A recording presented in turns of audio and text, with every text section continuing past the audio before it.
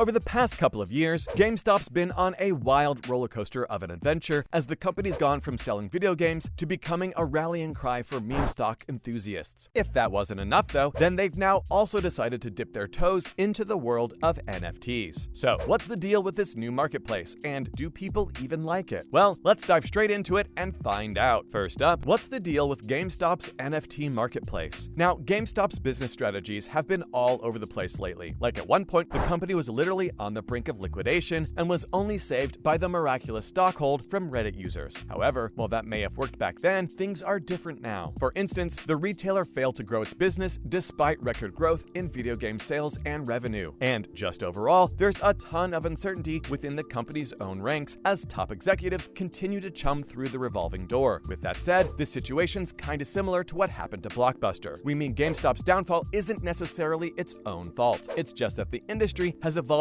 past physical media. So, to tackle that, you gotta branch out, which it has clearly failed to do. With this new NFT marketplace venture though, the video game seller's hoping for a quick turnaround by appeasing Web3 enthusiasts. On its surface, the marketplace isn't very different from any other alternatives. Like, you've got your artworks, GIFs, and a bunch of other stuff, all being sold in exchange for Ethereum. Underneath this top layer, however, there's a pretty sad and bleak reality. Up next, GameStop's marketplace is a blatant ripoff. Alright, so there's nothing inherently wrong with having an NFT marketplace, right? Obviously, if you're a part of the gaming community, then you might think otherwise. However, even if you discard the negative stuff about these digital tokens, there are still a ton of things that are bad about GameStop's new venture. For instance, it's literally an OpenSea knockoff. Seriously, everything from the website's layout to how the products are displayed reeks of copying. That's not all though, as the NFTs themselves are generally much worse than most other websites. Like being GameStop, you'd expect it to have unique video game artwork like maybe a stylized Mario or a super cool Master Chief. But nope, all you've got here is some random assortment of some things that fall somewhere between mediocre and downright awful. Also, it's honestly surprising since we've seen some pretty decent NFT artwork on other marketplaces. So we don't know how they've managed to miss the mark on this one. Oh, and even the ones that are remotely decent, well, they're kind of being sold for an outrageous amount of money. For instance, there's a GIF of an unlicensed Game Boy on the website that cost you around $448,000. Other than that, it's mostly some random artwork with meme pricing. Like, there's literally a weed-themed NFT that's being sold for over $5 million.